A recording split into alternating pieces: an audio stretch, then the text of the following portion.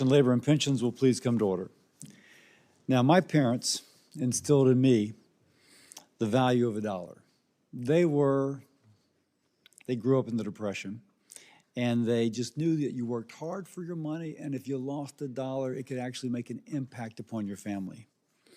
And you had to be wise how it was spent. And really, the American people expect the same from the federal government. If my people back home in Louisiana have one request, if they are sending hard-earned dollars to Washington, that it be spent responsibly, making sure that those who deserve the dollars get the dollars, but those who are stealing the money are prosecuted. And they feel angry right now because of reports that money meant to support families in child care has been at best misspent and at worst stolen. And that seems to be what is happening in some child care programs and some other safety net programs, and this hearing is about that.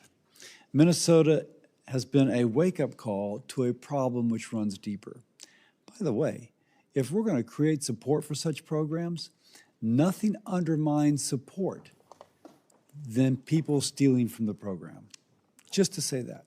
If you believe in these programs, you should be the ones crying loudest for accountability, or otherwise fellow Americans have no belief in the support of the program. Minnesota's Office of the Legislative Auditor has been warning about fraud in their program since 2018. This state, Minnesota, consistently with a high rate of misspent dollars. Almost one in every $10 spent on child care coming from the federal government in Minnesota has been stolen or misused, and billions more in federal dollars from nutrition, housing, autism programs, and Medicaid. Now, Minnesota was a catalyst to consider the problem, but let's be clear. This is more than a Minnesota problem. And let's be clear. It isn't a California, New York, Illinois, or Colorado problem. It is an American problem. Can I see that chart? Some states have done well, and some states shamefully. And this is what we need to look at. Now, it's not enough to be angry. We got to have action. We got to have accountability. We've got to stop the fraud. We've got to protect the taxpayers. We've got to allocate the resources where the resources need to be allocated for those families who actually have the need. As chairman of this committee, I can say on a bipartisan basis that we should not tolerate waste, fraud, and abuse, stealing money in my state from the taxpayers of Louisiana, but it could be just as easily the taxpayer of any state represented here. And we can see what has worked. Mississippi, I mean, they have their rate at 0. I think it's like 0.34 or something. Good for Mississippi. And compare that to Minnesota's 9%. And I hate to say it, I don't mean to embarrass Senator Murray, but Oregon's rate is 35%. Oh, I'm sorry. She reminded me she's from Washington State. You know, sometimes I... Home of the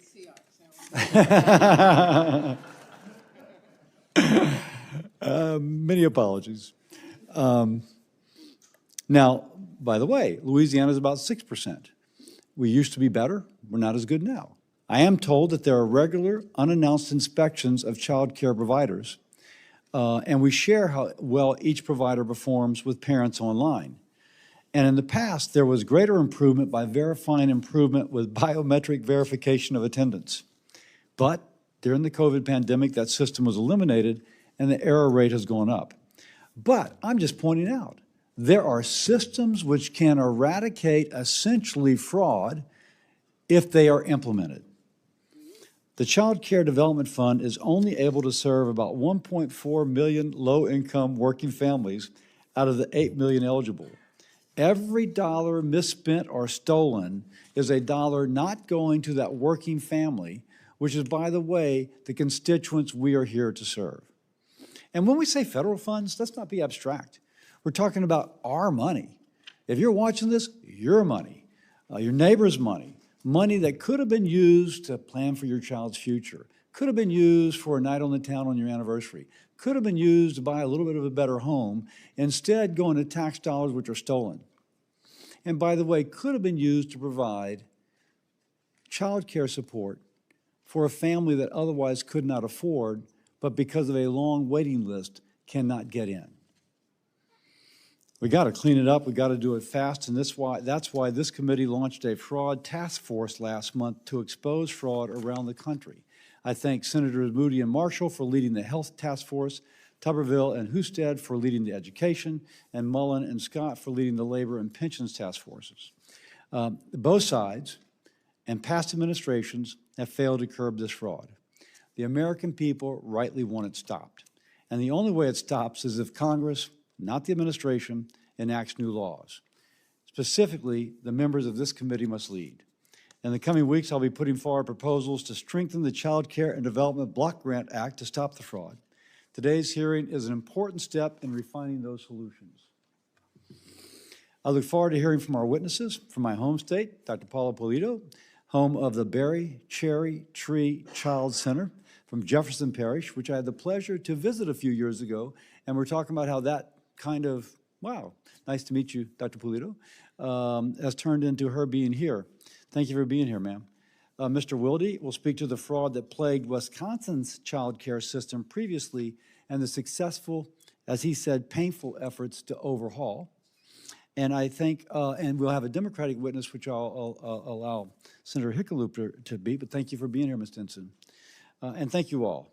I think we are united in knowing that this is an important program which has to be protected, just like the good people of Washington State seek to protect it. With that, I yield to Senator Hickenlooper. Thank you, Mr. Chair. And let me also thank our witnesses for being here this morning. Appreciate how busy you are and take a day or two out of your schedule for us. I think pretty much any expert in child development will tell us the same thing, that the first 5 years of a child's life are the most important for their intellectual and emotional development. We believe that every child in America should be allowed and entitled to receive a high-quality early education. And I think we all believe that we should do more to make that a reality. Between 2020 and 2024, the cost of child care has increased by nearly $3,000, outpacing inflation during the same period. In America today, families pay more for child care than they pay for rent, than they pay for mortgage payments, in-state college tuition in most states. Half the families in America live in a child care desert. We also know that early childhood educators, people that are teaching in early childhood centers, are never compensated at appropriate levels considering the value they provide. According to researchers at UC Berkeley, early childhood educators rank at the bottom 3% for annual wages. That means 97% of other workers, of all other workers, make more than those who work educating our children. And that is shameful. It's no wonder that communities are struggling to hire and retain early educators and child care staff. Child care providers are doing their best to stay in business as they face razor-thin margins, increasing expenses. In many cases, they're losing money from month to month and figuring out how to get back on the above the fold. According to Small Business Administration, 99% of child care providers are indeed small businesses. And I know firsthand from almost 20 years of experience how difficult it is to run a small business and to make the finances work and make sure that you're able to deal with today but be ready for tomorrow at the same time, to be able to comply with all the rules and regulations and, in this case, still focus on caring for young children. It ain't easy. And it's clear that we have a child care crisis and that crisis needs addressing. The crisis is certainly not helped by actions to freeze child care funding for entire states, such as Colorado, and what's happening there. The unlawful freezing of $10 billion in funding for child care and other social services leaves kids and providers as the collateral damage for often what is no more than political retribution. In Colorado, this freeze imperils more than 27,000 children who attend thousands of child care facilities across the state. And this is not a child's game. This is people's lives. And let me be very clear, and I agree 100% with Senator Cassidy that fraud is unacceptable in any form, especially when it takes money away from children and working-class families. But what the president's been doing by freezing funding for entire states is political retribution at its worst, and it's harming parents, children, and child care providers in the process. I think he's got it this time backwards. The federal government should support access to child care, not create necessary chaos and stress for working-class families and those workers in child care. Many states, including Colorado, have robust fraud controls and program integrity measures in place to mitigate risk to federal funding. If there is more action Congress should take to improve program integrity, I'm all ears, and I think being able to look at this in an objective, dispassionate form is essential. But indiscriminately punishing kids, families, and teachers is certainly not the answer. I'm looking forward to hearing from today's witnesses, all child care providers, about how we can support their efforts and give them what they need to make sure that we do a better job of caring for our next generation of children. Thank you, Mr. Chair. Thank you. Let me first introduce Mr. Wilde, Henry Wilde, founder and CEO of Acelero Learning. He previously served as the first Deputy Secretary of the Wisconsin Department of Children and Families, instrumental in developing Wisconsin's child care programs, including the creation of the state's quality rating and improvement systems. He received his bachelor's and master's of business administration from Harvard. Thank you, sir, for being here. Thank you for having me. Thank you for having me, Senator Cassidy.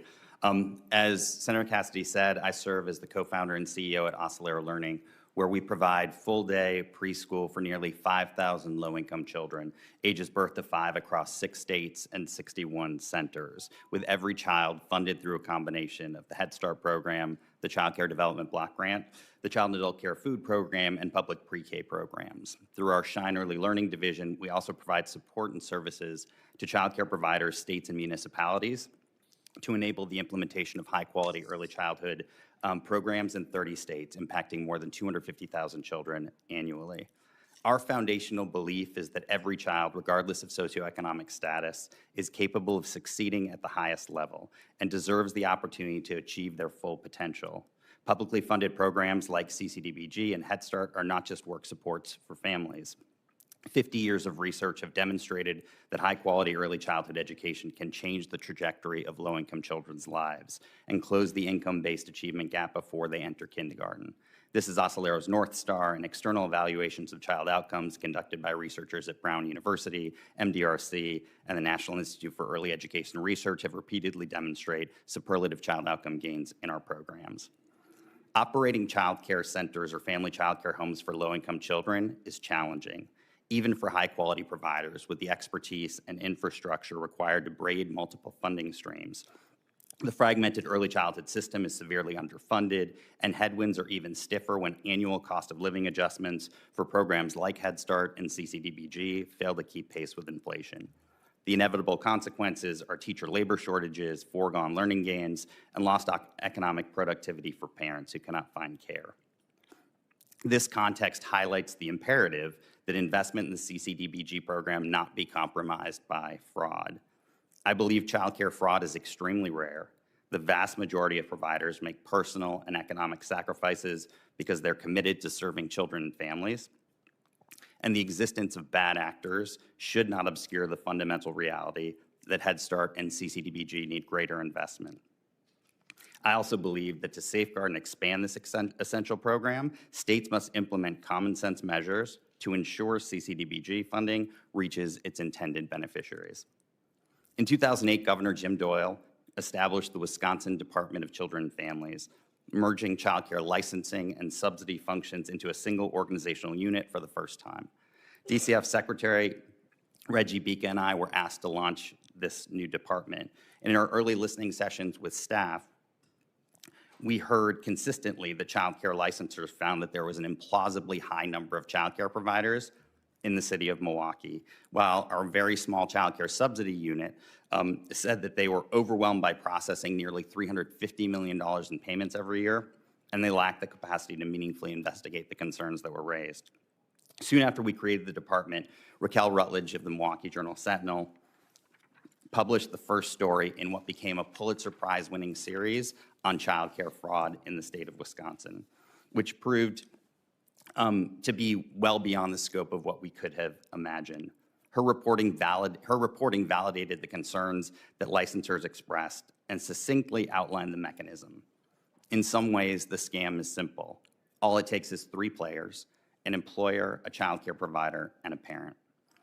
The fraud we found relied on collusion. Parents need an eligible work activity and work schedule that was demonstrated via pay stubs to be approved by a state or county worker to receive a subsidy authorization.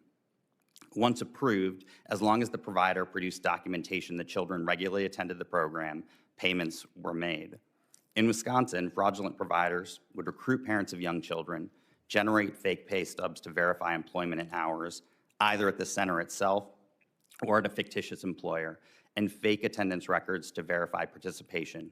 But no work was performed and no care was provided. The provider would collect the subsidy payments and pay the parent a share of the proceeds. This method of defrauding the state became so well understood and prevalent in Milwaukee that by the time we intervened, dozens of fraudulent providers had taken advantage over the course of a decade, and millions of dollars had been stolen. I would offer 3 things, and I'll happily speak more about this in the question and answer. We found 3 things most effective. Number 1, connecting the dots between child care licensing and child care subsidy. Child care licensing were our eyes and ears on the ground, and if they went to a center that had 50 child care authorizations and they saw 3 children, it was not in their purview to find that concerning or suspicious. The disconnect was compounded by the fact that much of this fraud was attributed to second and third shift care. The second thing we did was to use data in ways that hadn't been used before, using data in existing systems to identify patterns that suggested that there could be fraud at individual centers. And finally, third thing we do is to link payments to quality. It was very possible to meet minimum licensing standards, much more difficult to meet objective quality measures. And we added criteria to the child care subsidy system where higher quality providers were paid more. I just share that an important conclusion from this process, the program did shrink. If you look at the trend line after 2010, we know that centers closed and that there were less families that were actually accessing subsidy. But really important, in Wisconsin, we never had a wait list, with both Republican and Democratic governors and Republican and Democratic legislatures continued to invest in childcare. And in the last 10 years, after 20 years of almost flat rates, the rates have almost doubled in our child care subsidy program. Thank you.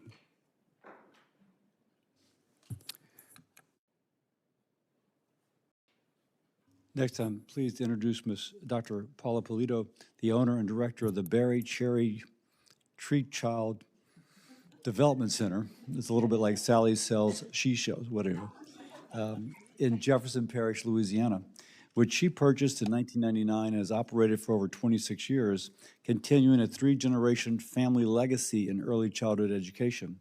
Today, the Berry Cherry Tree serves over 230 Jefferson Parish families through high-quality early care and education programming, and she serves as chair of the Louisiana Department of Education Early Childhood Advisory Board, where she is recognized as the state's classroom assessment scoring system expert. She's also a contract trainer for Teachstone, and the 2026 chair of the Jefferson Chamber of Commerce, making her the first child care provider to lead this organization in its history. She earned her PhD in urban studies and her MBA from the University of New Orleans while operating her business and raising 3 children, demonstrating her commitment to practice and scholarship in the field. Please, Dr. Polito. Thank you so much, Chairman Cassidy and members of the committee. I come from a 3-generation family legacy in early childhood education. For 26 years, I have witnessed firsthand the transformative potential of quality early learning. Today, I want to share how Louisiana has built a system that is a national exemplar worthy of preservation and investment. What sets Louisiana apart is partnership. Louisiana currently serves over 55,000 children ages birth to 5 who are economically disadvantaged through more than 1,700 licensed child care centers. But these numbers tell only part of the story. Every publicly funded child care center, Head Start program, and school serving young children receives a performance profile that includes a rating based on rigorous classroom observations using the CLASS tool, the Classroom Assessment Scoring System. As someone who has worked extensively with CLASS as both a practitioner and as the state's CLASS expert, I can tell you this is not a paperwork compliance. This is about understanding how teacher-child interactions drive learning and development. Performance profiles include information on best practices, use of ongoing assessment, high-quality curriculum, teacher credentials, and program investments in high levels of individual attention for children.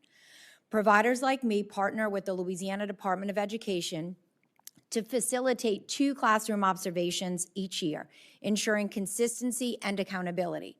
These results speak for themselves. Over 95% of Louisiana centers are rated proficient or above, and over 70% are rated high proficient or excellent. This didn't happen by accident. It happened because Louisiana chose to build a system rooted in collaboration rather than top-down mandates. Direct service providers, state agencies, and community stakeholders work together towards shared goals. This is the kind of partnership that creates lasting change.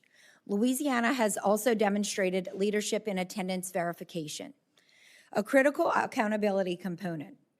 Daily licensing inspections are conducted statewide, with 25 to 30% of centers receiving unannounced monthly compliance visits. In 2023, Louisiana began transitioning to KinderConnect, offering multiple validated attendance methods, from tablets with photo ID verification to secure mobile apps. This modernization promotes consistency, strengthens fraud prevention, and simplifies operations without compromising security. From my perspective, as both a provider and a business leader, Louisiana's early childhood education system represents the kind of infrastructure investment our nation needs. This is not a social service, this is economic infrastructure. At Berry Cherry Tree, my teachers average 12 years of tenure. We maintain exceptional student-teacher ratios. We create the conditions where children thrive and families can work. And we do this within a system that supports quality through meaningful accountability, professional development, and genuine partnership. Through my work with the Chamber of Commerce, I've seen firsthand how business leaders understand what many policymakers are still learning. Quality early childhood education is workforce development infrastructure. When working parents can't find reliable, high-quality care, businesses can't retain employees. When children don't receive quality early learning experiences, we pay the price in remediation costs throughout their K-12 education and beyond. Louisiana has built a system where quality is defined not by inputs alone, but by outcomes, where providers are treated as professional partners rather than vendors to be managed. This approach has created a network of programs that are accountable, effective, and continuously improving. What Louisiana has built took decades of intentional partnership. It required state leadership willing to invest in infrastructure, data systems, professional development, and genuine collaboration with providers. It required providers willing to be held accountable and to continuously improve. And it required a shared understanding that early childhood education, it's not just childcare, it is the foundation of all learning that follows. This system is worthy of preservation and growth. As federal policymakers consider investments in early childhood education, I urge you to look at models like Louisiana's, systems that are built on partnership, focused on quality outcomes, and designed to support both children and the providers who serve them. The infrastructure is already here. The partnerships are in place. The accountability system works. What we need now is the sustained federal investment to expand and strengthen what works. Thank you for your time. Thank you. And now I defer to Senator Hickenlooper to introduce Ms. Densen. Thank you, Mr. Chair. As you noted, our final witness is Liz Densen from Colorado. Ms. Densen is the president and CEO of Early Connections Learning Centers, a nationally accredited early education organization serving approximately 300 children each day across 4 child care centers in El Paso County. Ms. Densen also serves in roles at the state and local level. In 2025, she was appointed to serve on the State of Colorado's Early Childhood Leadership Commission. Locally, she serves as co-chair of Alliance for Kids, sits on the executive committee of the Early Childhood Business Council, and co-chairs the Sustainable Funding Committee for Colorado Springs Family-Friendly City Initiative. I don't know how she has time to do her other work. Welcome, Ms. Densen. Thank you so much, Senator Hickenlooper. Chairman Cassidy, Senator Hickenlooper, and members of the committee, thank you for allowing me to join you here this morning. My name is Liz Densen, and as the senator said, I serve as the president and CEO of Early Connections Learning Centers in Colorado Springs, Colorado.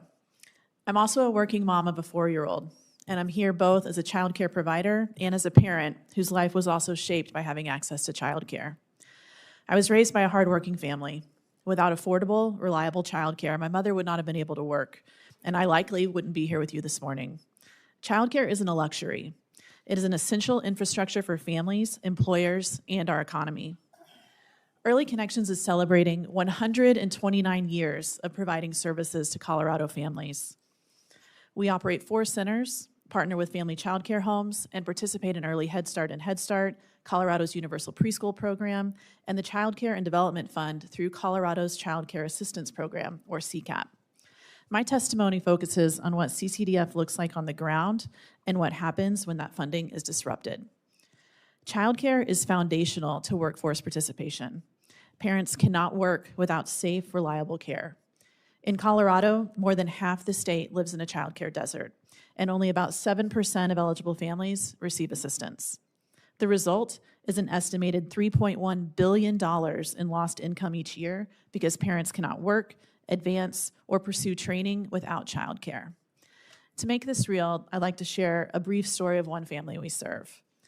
A young couple in our community said yes to an emergency foster placement of 2 siblings, including an infant. Saying yes also meant figuring out how to keep working while supporting children in crisis. Because of CCDF-funded childcare, they were able to do both, maintain their full-time jobs and follow their hearts to support children who desperately needed a safe and stable family. This is what childcare assistance does. It allows families to say yes and prevents crises rather than reacting to them later. At Early Connections, we serve about 300 children on a typical day, and approximately 60% rely on CCAP to access care. For providers, CCDF funding isn't supplemental, it's structural.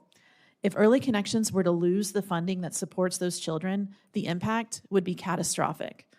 A short delay might be survivable, but a prolonged loss would force classroom closures, layoffs of teachers and support staff, and the elimination of hundreds of childcare slots in our community. And this isn't unique to us. Across Colorado, 2,462 providers accept access to CCAP. Most serve a mix of subsidized and privately paying families, and many would be unable to remain open without CCAP funding. If providers lose all of their CCAP children, many would lose a large share of their enrollment. And in many communities, there are simply not enough families who can afford to pay private tuition to fill those seats. When providers close, it affects everyone, including families who pay privately, because the overall supply of childcare shrinks for the entire community. This brings me to program integrity. Accountability matters, and providers like Early Connections take stewardship of public funds seriously.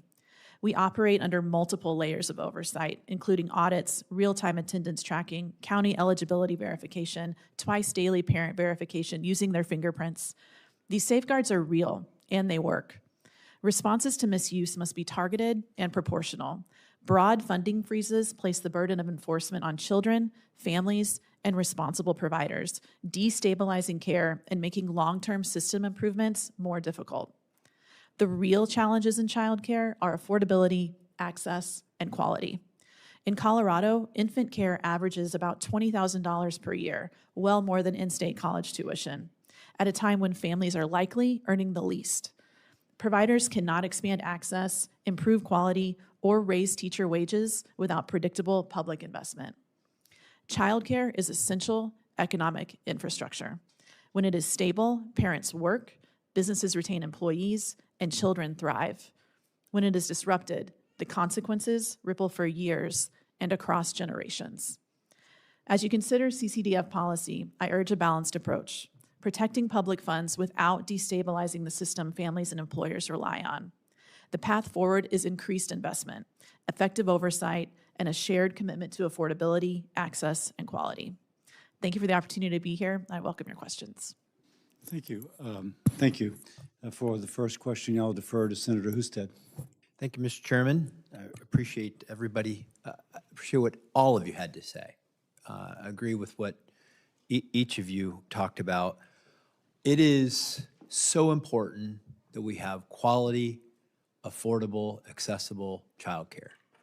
I've worked on this issue for many years, and I remember as a parent, first time I dropped every one of my little ones off at childcare so I could go to work. You just wonder, like, is this going to be good? Is this my child going to flourish here? And sometimes, you know, the quality of some of these places are not very good, and it is hard to afford. It is as expensive as college, particularly if you have, you know, 2, 3 children in childcare. When you send your children off to school for the first time after they're out of childcare, it's like you got a pay raise. It's how expensive it is. And that's why I'm glad that we did in the Working Families Tax Cut Plan a $2,200 per child tax credit. We did more to help employers provide health care, child care.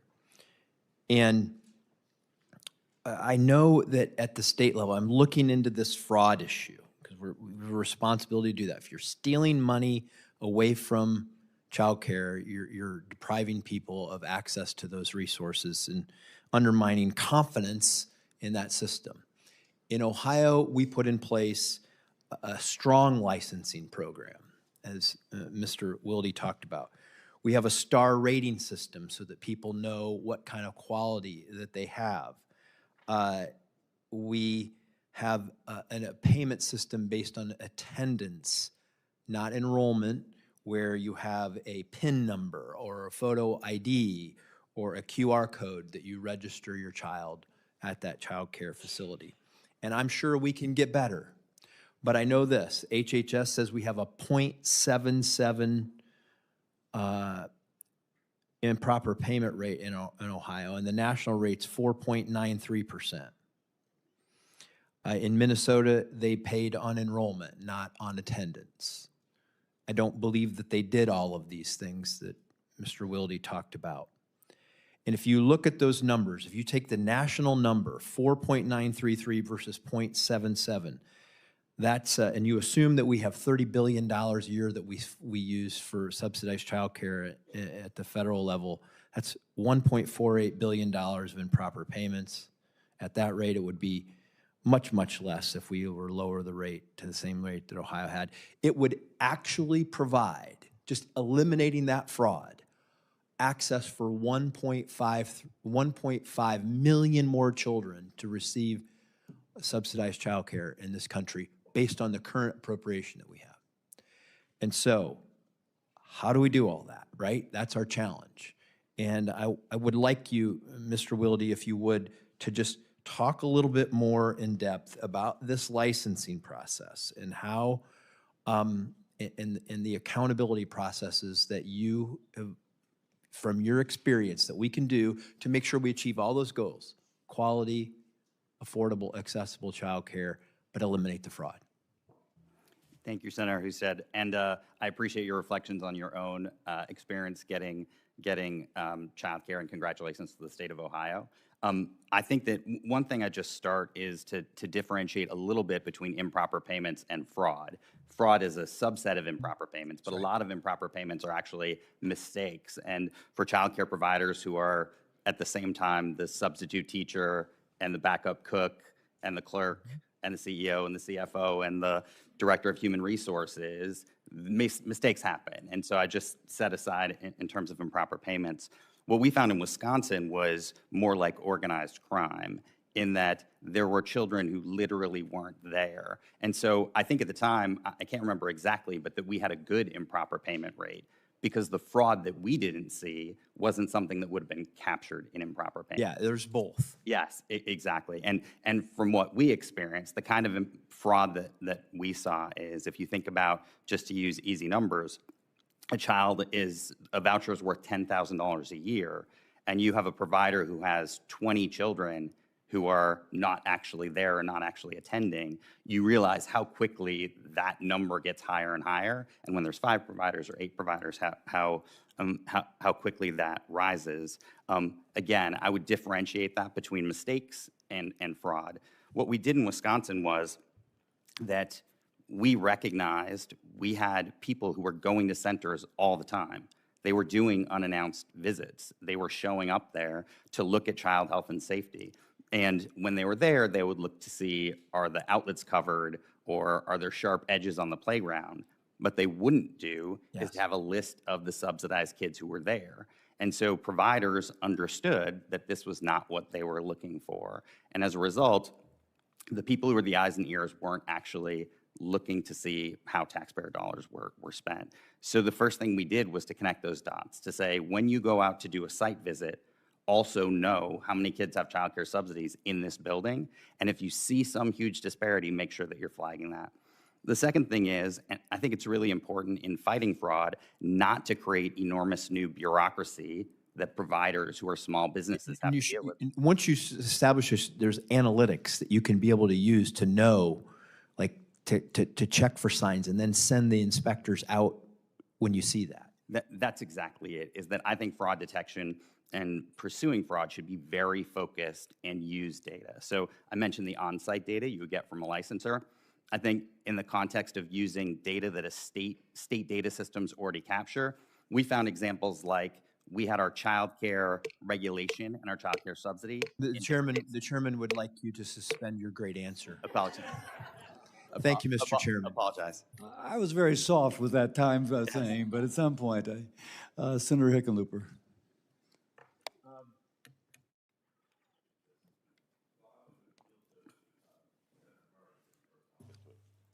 Well, thank you very much. I appreciate that. And thank you, Chair Cassidy, for having this hearing today. But I got to say, no one wants our childcare system to work more than me as a former preschool teacher.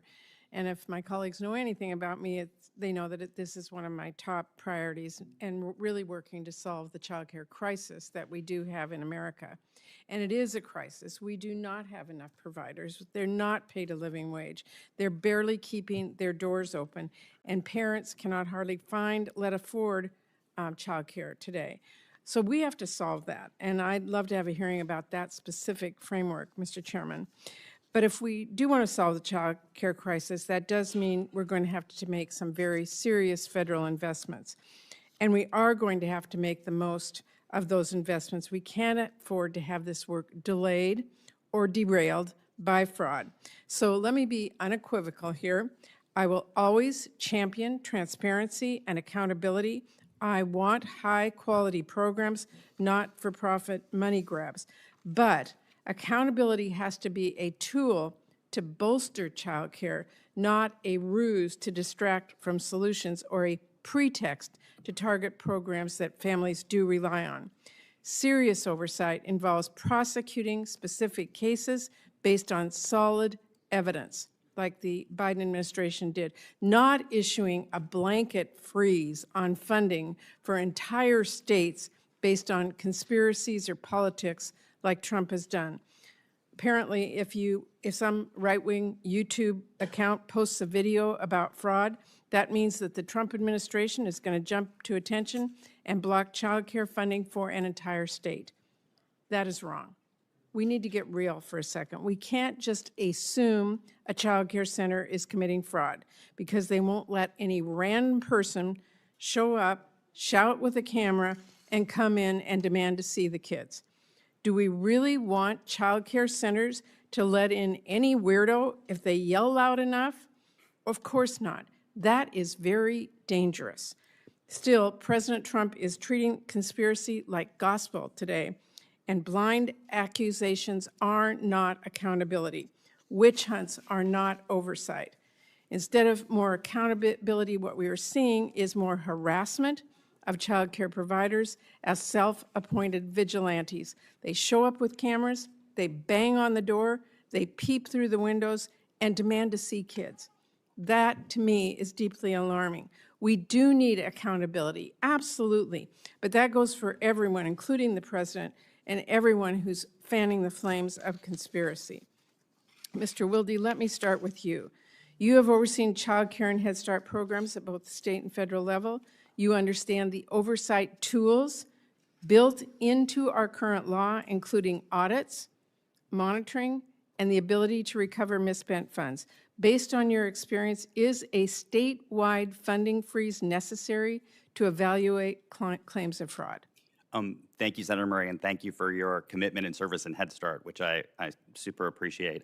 I don't think it makes sense to have a statewide freeze. I think it punishes the vast, vast majority of providers who are absolutely committed to children and doing the right thing every day. I think program integrity is crucial, but it should be done in a way that's focused and targeted and doesn't affect all providers. I'd say when you shut down payments, 3 different groups are hurt. The first is low-income working parents whose centers might be closed and thus they can't go to work. The second is the child care providers themselves. In my experience, child care providers, when something like this happens, they first stop paying themselves, but then... Absolutely, cut back, and I want to get on because I just have a few seconds. But I do want to hear from each of our witnesses. Have you ever let in an unannounced stranger into one of your child care centers, someone who claims they're an independent journalist or holding an iPhone or asking to see proof of kids? Any one of you, yes or no? Mr. Wilde? No. Dr. Polito? None of you. And we would Of call course authorities, not. right? No one would. That is not a serious or legitimate way to uncover fraud. It is a serious way to put our children into harm's way. If someone had to come knocking on my preschool classroom door when I was teaching to try and record my kids, I would have called the police. So we've got to be real, Mr. Chairman. We want to make sure there's no fraud. But we should not draft child care policy based off a right-wing YouTube so-called investigation, and we shouldn't put our children in jeopardy, and we should not put our states in jeopardy over these wild claims that we're hearing. Thank you. Senator Collins. Thank you, Mr. Chairman. First of all, I want to thank each of our witnesses for doing an excellent job of outlining just why quality child care is so vitally important. And it's from the entire family's perspective. I've been a strong supporter of federal programs ranging from the Child Care Development Block Grant to tax credits to workforce legislation to try to strengthen our network of child care centers and providers, but we're still falling woefully short, particularly in a lot of rural areas. I want to point out that I agree with the senator from Ohio when he reminds us that every dollar that's lost to fraud is a dollar that could be used to provide quality child care to another child. And I think that's why this hearing is so important. So, Dr. Polito, you mentioned in your testimony that the state of Louisiana does daily licensing inspections. This was something that Mr. Wilde also mentioned. And I think you said that 35% of centers receive unannounced monthly compliance visits. So I think that that's very different from what Senator Murray is talking about. We're not talking about any random person going into a child care center. You're talking about state inspectors, is that correct? Thank you for the question, Senator Collins. And yes, that is exactly correct. So 25 to 30% of Louisiana's licensing visits are unannounced. And I think that is critical because every day child care centers should be doing what is right for children, not just on the days that licensing is scheduled to step in. But I'd also add that in Louisiana, we have a robust accountability system that also has visits that are unannounced. And these visits are not simply looking at are our light switches covered. These observers are coming in, they're counting each child, they're looking at publicly funded children to ensure that the interactions that are happening between our teachers and children are quality interactions. So I would argue it's layers of accountability. It's our licensing inspections, it's unannounced inspections, it's observations, because again, as everyone up here has echoed, it is about preparing children for success later on in life, not about babysitting. Thank you for that excellent clarification. So could you further describe what kinds of information are the centers expected to provide to the state inspectors during those visits? You've talked about they're going to be observing the interactions, but give us a little more detail on what kind of information. My pleasure. So we're looking at two different things here. We're looking at licensing inspections. In Louisiana, our licensing is guided by Bulletin 137, 39 pages of health and safety, ratios, teacher qualifications, child care criminal background checks, things of that nature.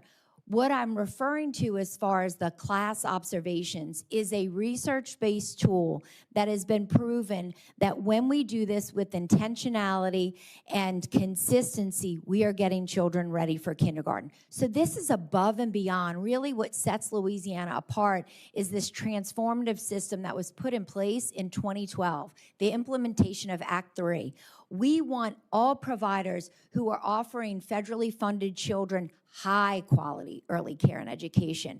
It's not just, is this color, what color is this, what number is this? We want children really thinking deeply about what's going on. It is a wonderful tool that we implemented in 2012. So again, it's that additional layer of quality where we're looking at children's interactions between, or teachers' interactions between teachers and children. So those daily interactions, because again, it's not just about the health and safety. While that is important, it is also about this class tool that prepares children for kindergarten, which when we talk about accountability, allows for an additional layer of that.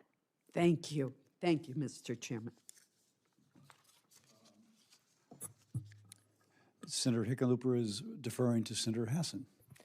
Which I appreciate very much. Thank you, Senator Hickenlooper, and thank you, Chair Cassidy, for this hearing, and to our witnesses, not only for being here today, but for what you do. I strongly support federal investments in child care programs, which help hardworking families remain in the workforce and set children up for success.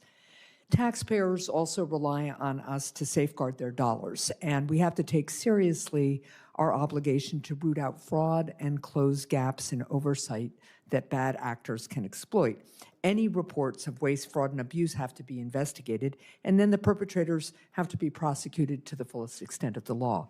But let me be clear, the administration's chaotic attempt to take away child care funding for some states entirely harms families who rely on child care to go to work. It harms employers who may lose key employees and harms children who may lose access to really high quality care and early education. So I look forward to learning from all of you today about how you've used taxpayer dollars to provide critical services to families.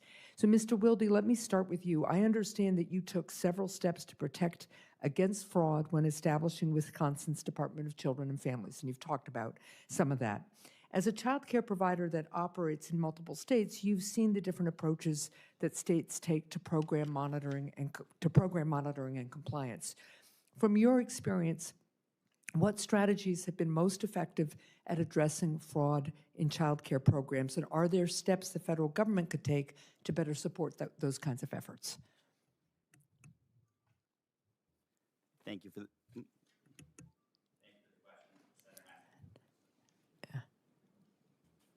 question. I think that as I shared before, I think states doing unannounced visits is critical. That the way that you are going to get information is by looking at what's happening in a center. And other senators have mentioned in some states they use electronic systems. My colleague mentioned Kinder systems where you can enter attendance electronically and actually have real-time access to how many children are supposed to be there. In different states, we've seen different kinds of audits of attendance. So looking at written records, comparing them to what's been submitted electronically. And again, I think that it's critical that states are using data effectively. So to the degree that there are multiple data systems that a state has that actually produce information that can give you an indication of, is someone working at a center and thus should have a child care authorization, or is the license capacity of this center make sense given the number of kids who have subsidy? Using data in that way doesn't create extra burdens for providers, but it does give a roadmap to be able to do prioritized, focused program integrity efforts, as opposed to creating a policing function that high-quality providers have to do more work as well. Thank you. That's very helpful. Ms. Densen, your organization has nearly 130 years of experience as a child care provider and has developed an operational model that delivers for families and your community. I also recognize that running a successful child care center is no easy feat, with many providers facing workforce shortages and operating costs that continue to increase. What role do federal child care investments have in your ability to operate and serve hardworking families who otherwise wouldn't be able to afford the care? Thank you so much for that question, Senator. I think that when we think about how federal investment impacts providers like Early Connections, serving hundreds of children for over 130 years almost, it's a critical piece of our funding mix. We are a nonprofit organization, and we're able to utilize other funding streams in order to support the full cost of care. But I want to be really clear that even with the federal dollars that are currently being received, they don't cover the full cost of high-quality care. Parents also can't pay for the full cost of high-quality care. And so we're already so woefully underfunded that we're blending and braiding and clawing it together to support the families who need us the most as much as we possibly can. But it's also at the expense of what we're able to pay our teachers and where we're able to spend our time and effort to ensure we're providing the highest quality services for those families. That, too, is very helpful. There is more we can do and we should do. Yes, ma'am. It's Thank really, you. really critical. Thank you. And Dr. Polito, ensuring that working families have access to safe and reliable child care is obviously really essential to maintaining a strong workforce. Yet we know that far too many parents lack access to quality care, especially those who work non-traditional hours like night shifts and weekends. Senator Young and I have a bipartisan bill called the After Hours Child Care Act, which would help to expand access to care for these families. So what recommendations do you have for building better child care systems that serve families who work non-traditional hours? What a great question, and something that we did years ago. So my mother, when I took over, we were open 7 days a week. Wow. We were open till midnight. Wow. We partnered with a local hospital because nurses and doctors needed that care. It's incredibly difficult to do, and one of the most complex businesses to run. We talked about the razor-thin margins that we're working with, paying teachers a livable wage. To try to tie that into extended hours is incredibly difficult. Working to maybe increase the payment during those hours would be helpful. You know, we did a shift right after COVID to really focus on high quality early care and education. When you think about what happens after 6 or 7 p.m., most of the time, children are sleeping. And so we really became laser focused on that high quality care, yet there is still a need. So I would think that by increasing some reimbursements to child care centers might be an option to extend those after hour opportunities. Well, I really appreciate that. Thank you all again for your work and your expertise, and thank you, Mr. Chair. Thank you, Senator Hassan, and now Senator Banks. Mr. Wilde, what are the most common fraud schemes in child care assistance programs? Well, I think that the most common fraud scheme that we experienced was, and I can only speak to Wisconsin in my experience there, was that child care providers would work with parents to effectively create a job which wasn't a real job. The parent would get the child care authorization, the provider would be paid, but they wouldn't ever see the child, nor would they require that, that parent to come to work. So in Wisconsin, what we saw was this repeated, and it became a scheme that was sort of well-known and replicated.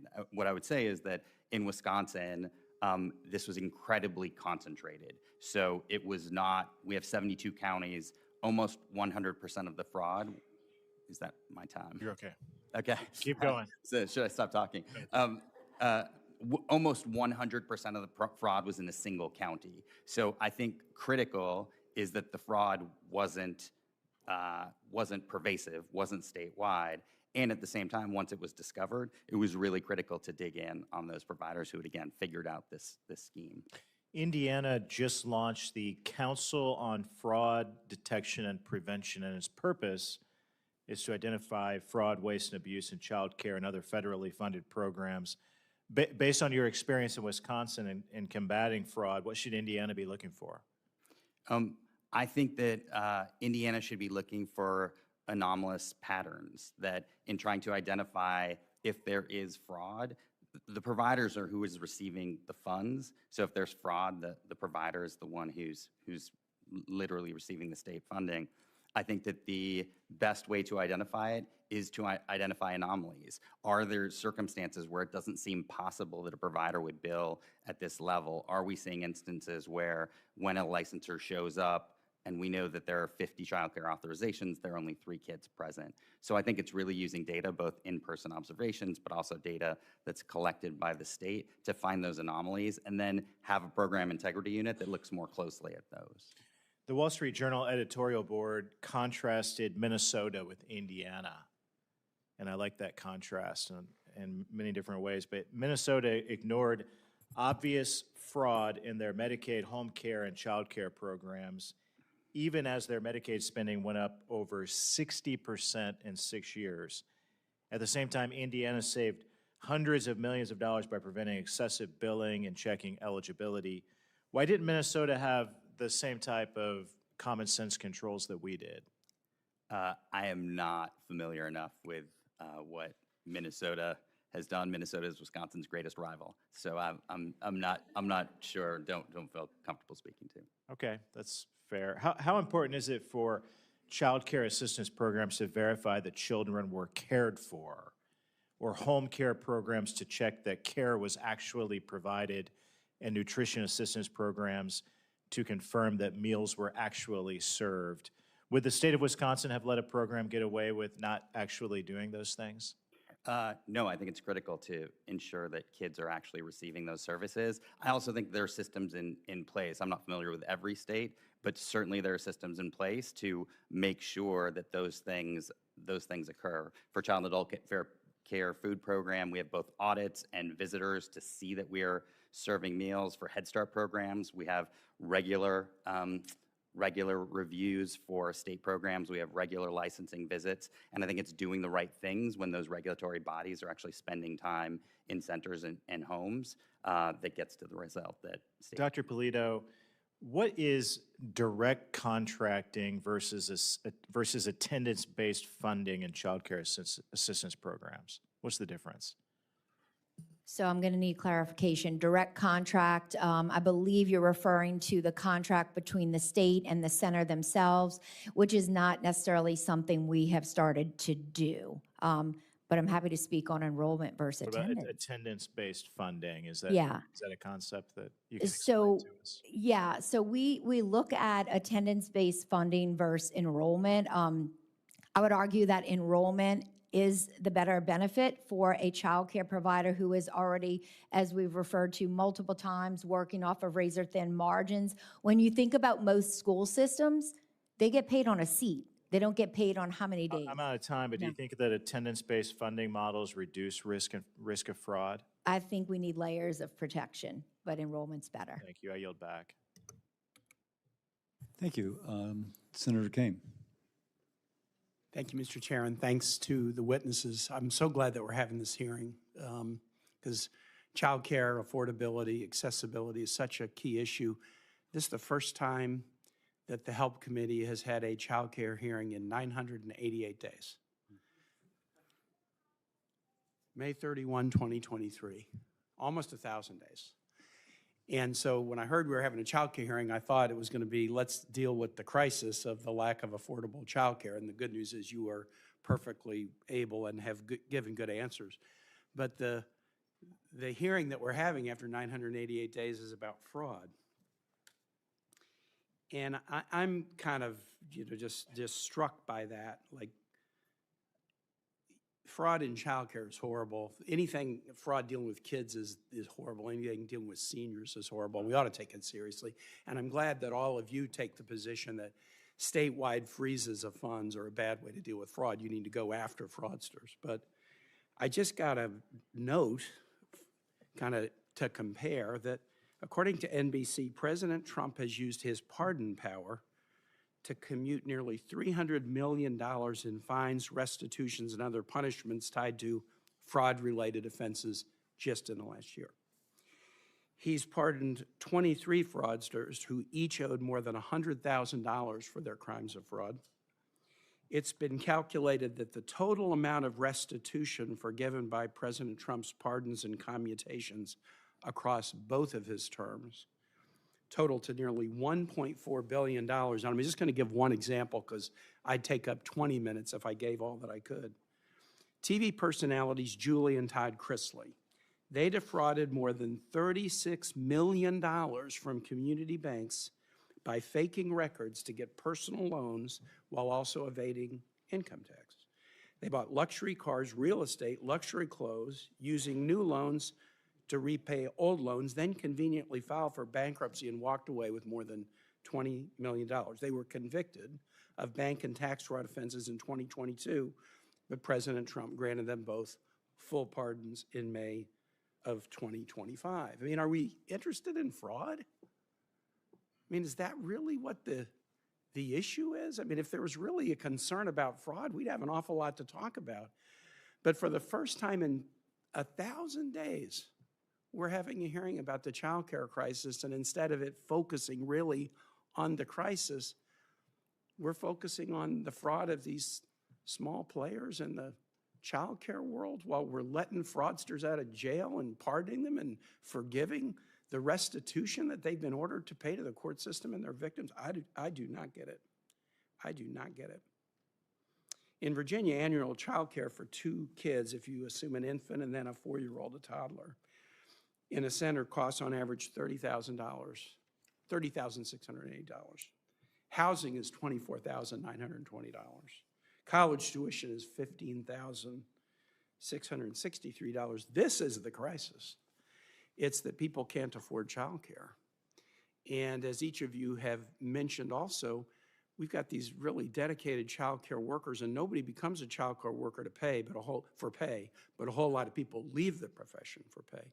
So the only question that I really want to ask each of you is, tell me something interesting that you've done or are doing to try to attract the childcare workforce that the nation needs. And I'll start with you, Mr. Wilde. Yeah, so we serve publicly funded programs, so critical to us is trying to blend those funding sources. Part of the reason the early childhood market for low-income children is so complicated is that there are 3 siloed funding sources: public pre-K, the CCDBG, and the Head Start program. And so it is only providers with, again, sophistication and infrastructure that can figure out how do these 3 complicated things fit together. We try to do that so we can pay teachers better. I think without more funding, it would be impossible. Dr. Polito, tell me something interesting you're doing in the workforce space that we can learn from. Thank you for the question. It actually speaks to my dissertation. It's about creating culture in each center. It is very important. People come into this industry because they love what they do. They're nurturers. And so it's a network of providers that come together and feel safe and protected. And so I would say that's what I do. And finally, Ms. Densen, and I'm the parent of one of my adult kids as a pre-K classroom aide, so this really matters a lot to me. I love that. And, you know, I so appreciate the workforce question. And it's a problem that we at Early Connections identified a handful of years ago. And in reaction to that, because people weren't coming into the field, they weren't going to our local community college to start the classes, to get into the certifications they needed. So we built our own on-the-job Child Development Associate Credential Program. We will hire you as a teacher assistant. If you come to us with a passion for kids, we want you in our classrooms. They come to us, they earn their CDA on the job, paid training with incremental raises across that system. And actually, just last year, I'm really proud to announce that we have now transitioned that into a federally registered apprenticeship program. So as a provider, providing this pathway from our local high school students to working at Early Connections, earning those hours they need, earning their local college credits at our local community college, and then moving into UCCS, our state college, to earn their bachelor's. So an incredible system for us, and our retention on that program is somewhere in the 60% range, which is also a little bit unheard of when you look at teaching assistants in early childhood. My staff will reach out. I'd like to learn more about that. I'd Thanks, love to Mr. share with you. Senator Kane, I'm proud to say that this committee has held the first hearing in 1,000 days. You weren't here in my opening remarks. We don't have jurisdiction over those other pardons of fines and restitution, but I can tell you we're not going to be able to generate more support for this issue unless we address what the American people perceive as a problem with the current level of support. And I think this hearing is a predicate for addressing bigger issues. It's the predicate demanded by the American people. So I'm with you that we need to do more. We have to make sure the American people know we're being wise stewards. I say that not to argue, but just to point out. I'll defer to Senator Baldwin. Thank you, Mr. Chairman. Welcome to all of our panelists, and particularly warm Wisconsin welcome to Mr. Wilde. I have the honor of serving as the lead Democrat on the Appropriations Subcommittee that oversees the federal child care programs. And I'm going to be not the first in this room, but I will say it too, that we must root out and prevent waste, fraud, and abuse in any of these programs. Our federal investments in child care help ensure that children have a safe place to learn and grow so that their parents can go to work or school without having to worry about the care of their children. Mr. Wilde, I'm glad that you are here to highlight the work Wisconsin has done to combat and prevent fraud in our child care programs. Nearly 2 decades ago, in response to exposure of widespread child care fraud, our state had to make some serious reforms to our child care subsidy system. In your testimony, you highlighted some, some of the many steps Wisconsin has taken to safeguard these programs. So, Mr. Wilde, you served as Deputy Secretary of the Wisconsin Department of Children and Families at the time. It is clear from your testimony that Wisconsin took exposure of fraud very seriously. I know that Senator Murray asked you about how cutting off funds would impact providers and families, and I'd like you to dig a little bit more into that. I'd like to do that with you. Is it possible that legitimate programs would have had to close their doors in Wisconsin had funds been completely frozen? And what alternative options would have been available for Wisconsin families lawfully enrolled in those programs? Absolutely, child care centers in Wisconsin who serve predominantly low-income kids would have shut down. I think that these are small businesses. They're not sitting on millions of dollar rainy day funds, such that if you're serving entirely low-income kids, and mission-driven providers all over the state of Wisconsin are focused on serving low-income kids without the ability to pay those, pay their bills, pay their rent, pay their mortgage, pay their employees, there's no way they could continue to operate. In those situations, families have to try to find something that's safe for their kids so they can go to work, and that's incredibly difficult to do. Anybody who's had a kid in childcare and had a childcare center close even for a day struggles with that difficult circumstance, and the result is kids aren't in enriching environments, potentially not safe environments. So absolutely critical to keep childcare centers open. Yeah, thank you. Well, not the focus of this hearing, I wanted to highlight the critical role that local journalism played in detecting fraud. The issues in Wisconsin came to light due to a Pulitzer Prize-winning investigative report done by the Milwaukee Journal-Sentinel. And I think this story is proof that local journalism provides a critical public benefit and is an essential component of safeguarding taxpayer dollars. I highlight this example particularly for my Republican colleagues who last year voted to cut funding for local journalism by defunding the Corporation for Public Broadcasting. Because if we're serious about catching and stamping out fraud and corruption in all levels of government, we really do have to support local journalism. Now, Head Start programs have been undercut by funding uncertainty and bureaucratic hurdles since the start of this second Trump administration. From day one, the Trump administration has repeatedly delayed, withheld, and threatened funding for Head Start programs. Mr. Wilde, your company operates 11 Head Start centers across Wisconsin. From the perspective of a provider on the ground, what impact has this had on centers and the families that they serve? Well, I will just say we're very fortunate. Our centers, at no point did we have payments stopped. At no point did we have to close our centers to kids and families, which I am appreciative of. I'm appreciative to members of Congress who we reached out to when we were concerned, and to folks at the Office of Head Start who responded to our concerns. What I'd say is the challenge we have had is in some of the defend the spend requests, we received requests that it wasn't clear what information was being asked for. And I think more difficult was unclear on when we would get responses on that information. And so we were at one point in a situation where we were asked for information. I would just say we are thrilled to provide information. We are an open book in terms of how we spend federal funds. We are audited and reviewed regularly, and we welcome that. But without clarity about the time frame on which information would be looked at or what exact information was required, we went through a period where the time to be reimbursed, or to be paid, excuse me, was 8 times longer than the typical time. And in that situation, again, we ultimately did have access to the funds, so I'm grateful that we did not shut down, but did think that we were very, very close to a situation where we might have to furlough staff. Thank you. Thank you, Senator Baldwin. Dr. Polito, Louisiana used to have the TOTS program, which was a biometric way of detecting fraud. And I'm told when that program came into place, statewide, like all of a sudden there was like hundreds of thousands of kids who were no longer registered.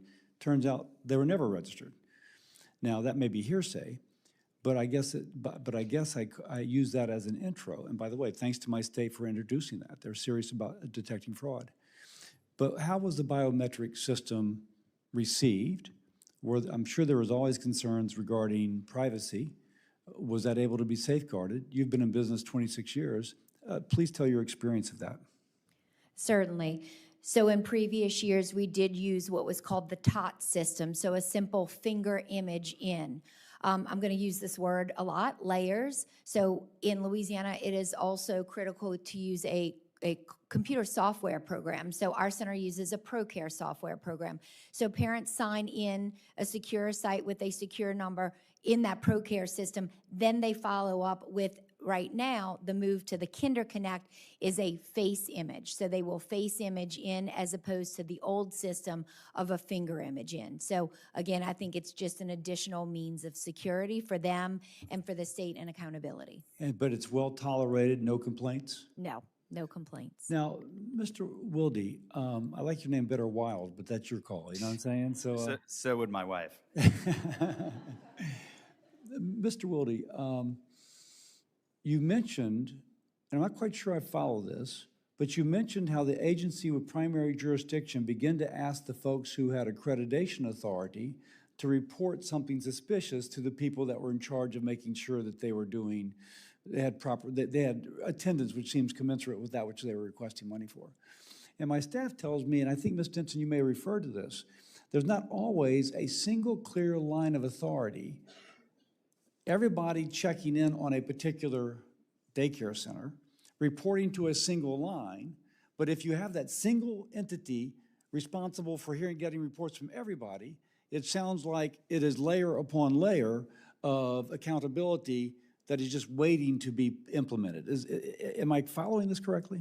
Well, I'd say every state has its own structure in terms of how cabinet agencies are organized. And in Wisconsin, prior to the Department of Children and Families being created, there's a Department of Workforce Development, a Department of Health and Human Services. And so, yes, they came up sort of through separate verticals and not to the same But we're going to be looking at reforms. And so if there is a reform requiring all to report, and the way you've worked it out in Wisconsin apparently, that would be something that maybe we would be, the senators would want to encourage implementation as a best practice, or a biometric, or what Louisiana is doing, the unannounced. A set of best practices, I think, is what this committee would be interested in, learning from the states. So you're not aware of what let me ask, Ms. Densen, in Colorado, is there a mechanism by which there's a single entity to which everybody visiting a particular center would report back to on key findings, even if it's otherwise outside their purview? Yes, sir. Just a few years ago, the state stood up the Colorado Department of Early Childhood. Previously, pieces were kind of in between different departments, Health and Human Services and that kind of thing. But now licensing, CCAP oversight, all of those things fall within the Department of Early Childhood's purview. So there is that upper single point of oversight with multiple layers between. And so, and your fraud rate is pretty low. Very I'm low. sorry? Your fraud rate is low, as Yes, best I sir. can tell. Now, Mr. Wilde, one more thing. What you may have implied this. Is it possible that fraud is not being detected because the inappropriate, a lack of an adequate analysis? Did you say earlier that it wasn't until this report that Senator Baldwin referred to, that the fraud just wasn't recognized? I couldn't say at all that fraud isn't being detected. I, again, think that fraud is very rare, but I do think that every state should put in place measures to analyze data that suggests could there be fraud happening. So, again, I think that fraud is rare, and there are bad actors. No, but going back to Wisconsin prior to your efforts, Yes. was there more fraud than you had discovered because of lack of appropriate analysis? There was much more fraud than we thought was even possible. And absolutely, it was because of inappropriate analysis. So just as an example, we had providers in the state of Wisconsin at the time who were billing for more than 24 hours a day, 7 days a week. Our two data systems, one which had licensing capacity in the data system, the other which captured child care subsidy, weren't talking to each other. So if they had been, we most definitely would have caught defying the space-time continuum, and we didn't. So I think that, yes, every state should have mechanisms by which data that right now could exist in multiple different systems is connecting and asking critical questions. Is it possible that X? Or is 1% of providers outliers that really require further attention? Gotcha. Thank you. Senator Hickenlooper. Thank you, Mr. Chair. Thank you for calling this illuminating meeting. Let me start out with Ms. Densen. Currently a federal judge has granted the request of states to provide a preliminary injunction to this freeze from the White House, prevent it from going into effect. In Colorado, the funding freeze would be catastrophic for the more than 27,000 children and their families who depend on it. If the freeze goes into effect, roughly in Colorado, $300 million in federal funds for child care, food assistance, other services are all going to be withheld, redirected. Services that families and the children and providers rely on. This freeze is a temporary solution. How is the uncertainty and the chaos of this announced freeze, has that impacted your centers and the families that you're serving? Yes, sir, absolutely. I joke with some of my colleagues in Colorado that January was kind of hijacked in dealing and ensuring that we're communicating with our families, our children, our staff, and our community of donors. As we think about transparency at Early Connections, it goes both ways for us. We want to be transparent with our licensing and everything above us, and then everyone that interacts with our organization, our community, and our families. When I think about what the impact of a statewide immediate freeze of these funds would be on our organization, it absolutely would be catastrophic for us, but also for our entire state. As I've mentioned, and as we've all mentioned, childcare is a critical piece of economic infrastructure, and without it, our entire state's economy would crumble. Parents would not be able to work, and just continue to ripple outward, even beyond the lines of our state or any state whose funds were abruptly frozen. Right. I think it's fair to say that the interruption of funding for something as important as what you're all doing would be as harmful as, I'm always amazed at school shootings. They basically make kids scared to go to school. There's no way you could harm our society more than to support shootings and to support the interruptions of funding. Mr. Wilde, when you were in Wisconsin, who was the director there then? Reggie Bika. The Reggie Bika. The Reggie Bika, indeed. The Reggie Bika that I stole away when I first came in as governor and worked for us for 8 years. For 8 years, yes. I wondered where he got those bad habits from. So. He's a remarkable person, certainly. Agreed. In your testimony, you spoke about your success in enacting reforms in Wisconsin to address the program integrity issues with child care funding. And we've talked about this. Fraud's unacceptable. This is not about fraud in so many cases when you have major stops to funding. But I think it's worth saying again and again that fraud that takes from children and child care providers is one of the worst types of fraud you can imagine.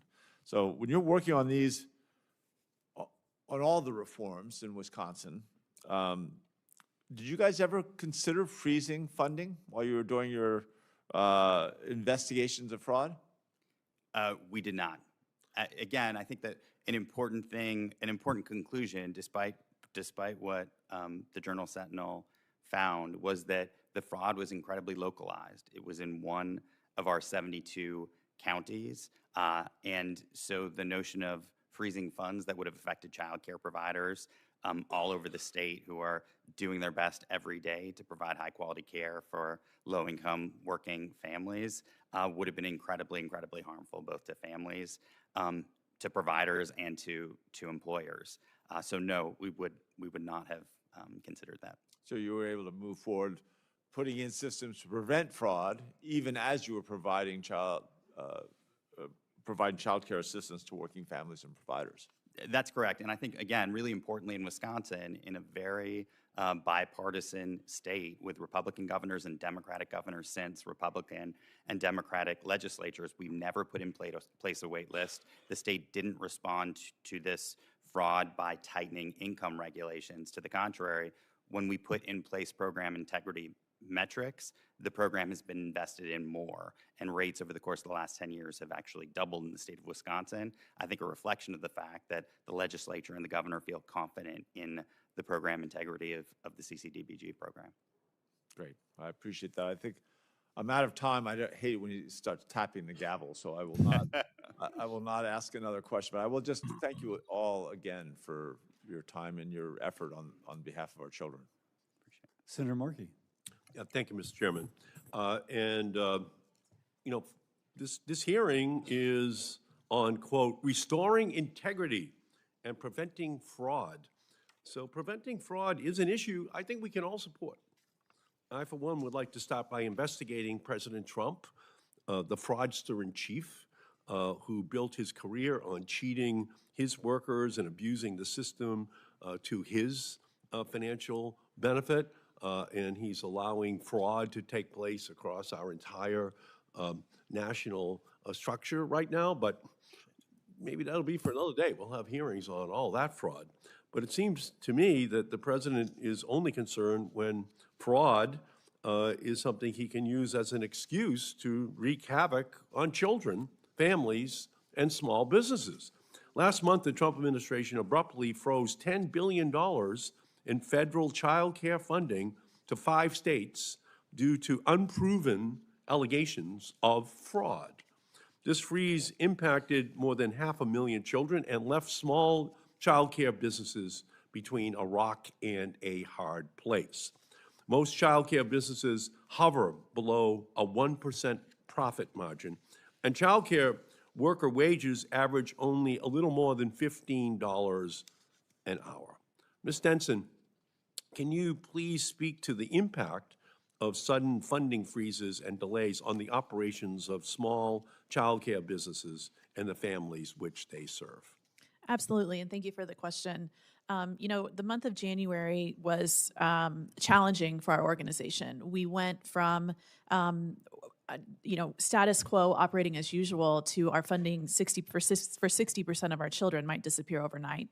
And that raised a lot of questions across our community, across our state, of course, and with our children and families, asking if they would continue to have care past this date or this date. And living on a day-to-day basis or a week-to-week basis as it was created a lot of uncertainty for our families, a lot of uncertainty for our organization and for my board of directors. And understanding what the impact of that could be on our organization was an exercise in frustration, of course, but also in catastrophe management. What could we possibly do in order to get through such a situation?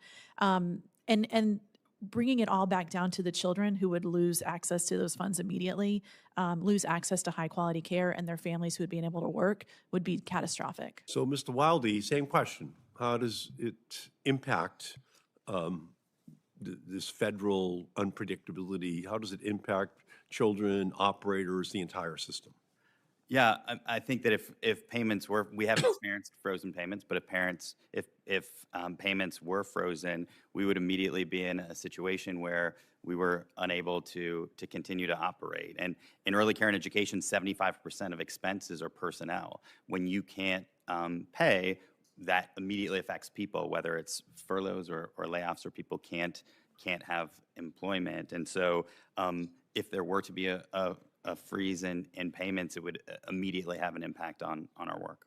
Thank you. And I'm the lead Democrat on the Small Business Committee, and 99% of child care firms are small businesses. And I can tell you that these are mom and pop businesses that rely on predictable funding streams to serve the families in their community and to keep their doors open. In Massachusetts, federal child care funding lowers costs for many families by over $24,000 a year. And without that funding, child care would be out of reach for thousands of families just in Massachusetts alone. So, Ms. Densen, how would increased funding for federal child care programs allow your business and small child care businesses across the country to better serve children, families, and child care workers? Senator Markey, I love this question. Thank you so much for directing it to me. Increased federal funding for child care would result in immediately opportunities for those who work in the child care industry. You mentioned how low early educators are paid.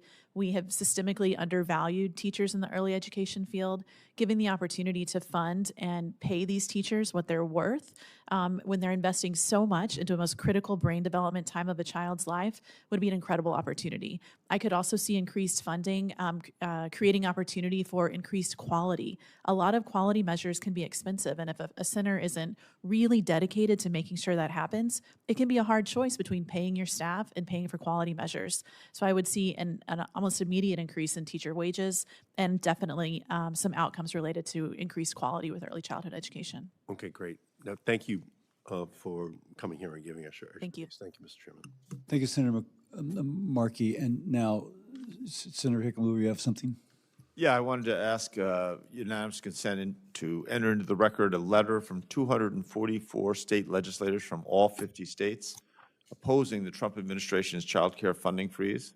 Stories from 19 families and providers in 12 states elevating the harms of the funding freeze. Without objection.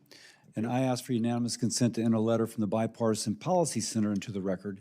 It outlines their recommendations to improve program integrity and oversight in the CCDF program, and that's approved without objection.